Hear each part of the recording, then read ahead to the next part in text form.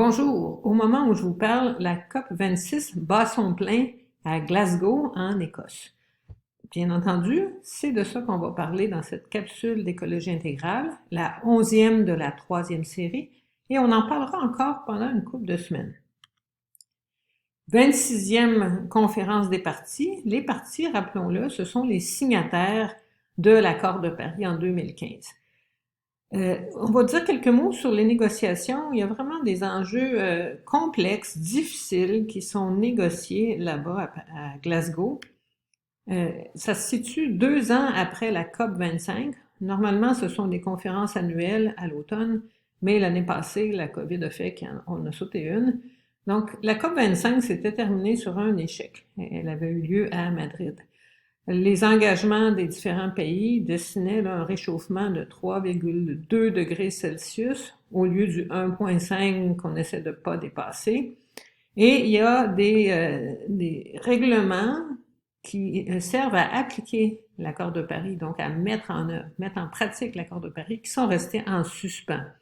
Et les parties, les pays, sont capables de dire que la situation est grave. Ils mesurent bien cette urgence-là, mais ils passent pas à l'action. Donc, les prises de conscience, il faut que ça mène à des actions.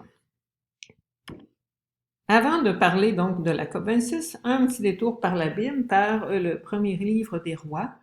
Le roi Salomon vient de mourir, le grand roi Salomon, constructeur du temple, et c'est son fils Roboam qui a pris la succession.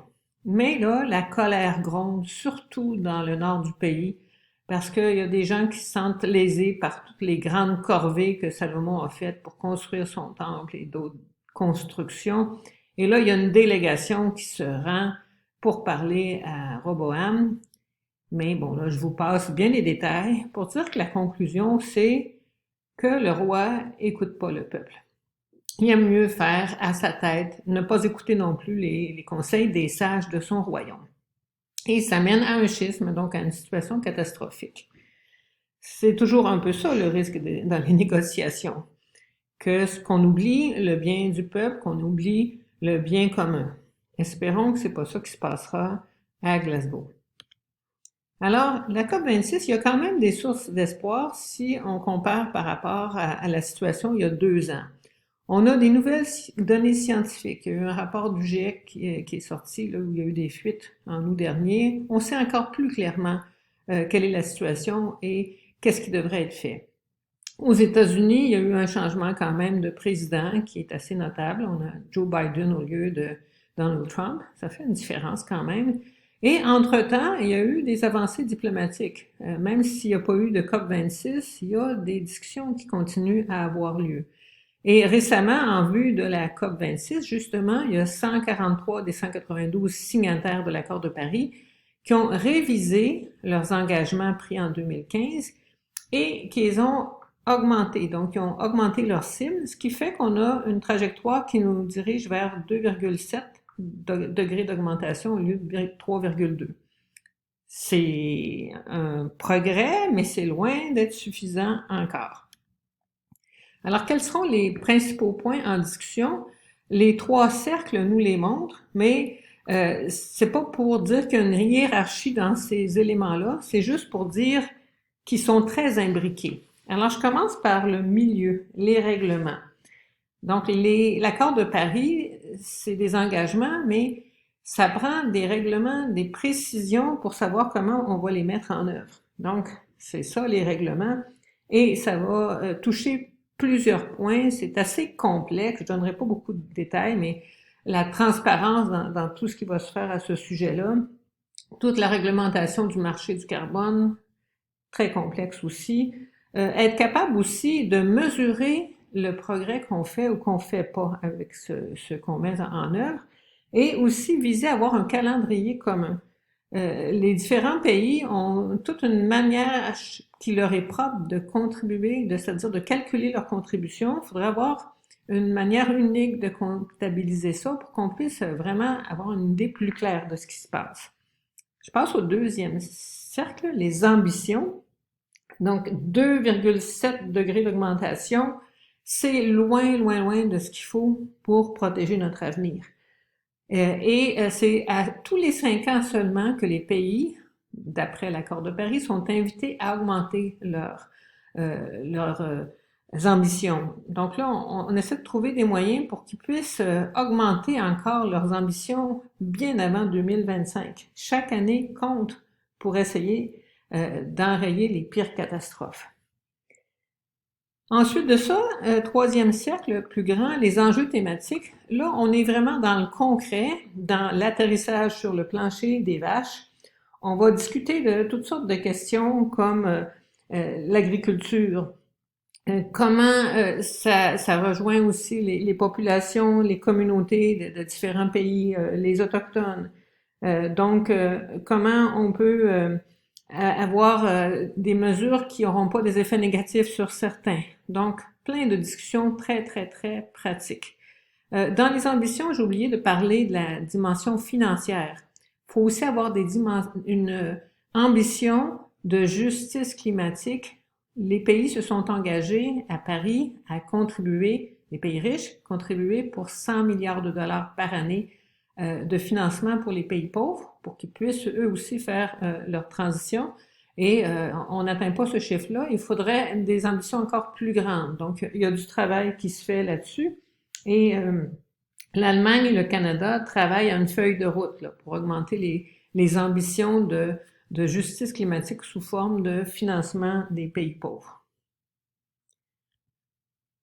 Le pape François continue quasiment quotidiennement à envoyer des messages à propos sur la COP, à inviter tout le monde à avoir des engagements qui sont à la hauteur de l'urgence. Donc, je vous lis un petit bout là où le pape François s'adresse au président de la COP 26. Nous sommes tous conscients que cette conférence a la tâche importante de montrer à l'ensemble de la communauté internationale qu'il existe réellement une volonté politique. On la sent pas tant que ça, la volonté politique de changer les choses. La volonté politique d'allouer honnêtement, de manière responsable et courageuse, davantage de ressources humaines, financières et technologiques. Donc, tout ce qu'on peut pour atténuer les effets négatifs du changement climatique. On aurait beau réussir à complètement arrêter nos émissions de gaz à effet de serre, les gaz à effet de serre qui sont déjà émis vont continuer à réchauffer le climat.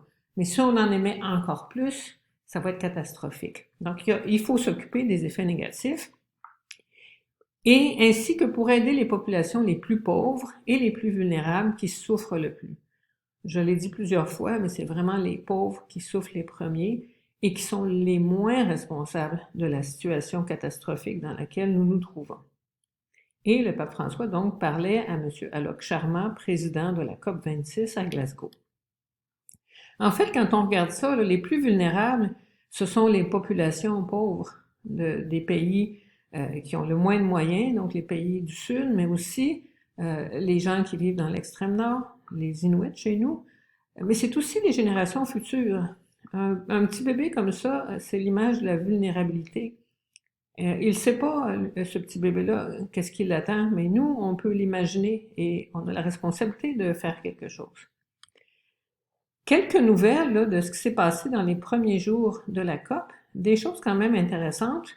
Il y a 103 pays qui ont signé le Global Methane Pledge, excusez mon accent pour la citation, qui est un engagement à réduire le méthane de 40%.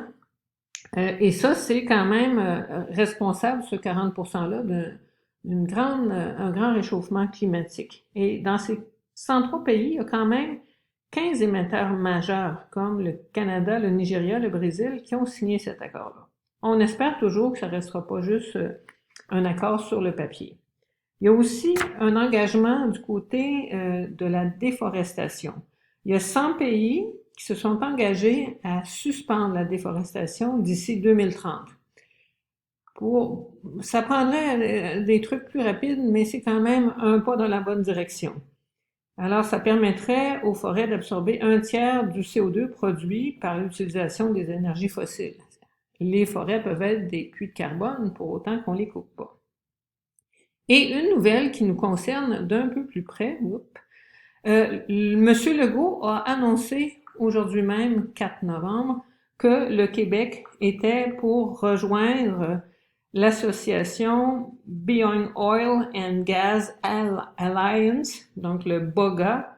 Autrement dit, il va rejoindre le groupe des pays, l'association des pays qui ont renoncé définitivement aux énergies fossiles.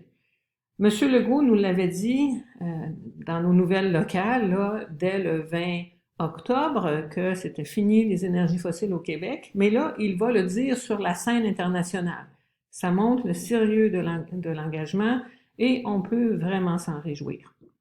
La question des énergies fossiles est si importante qu'on va y consacrer la prochaine capsule, toujours en lien avec la COP26.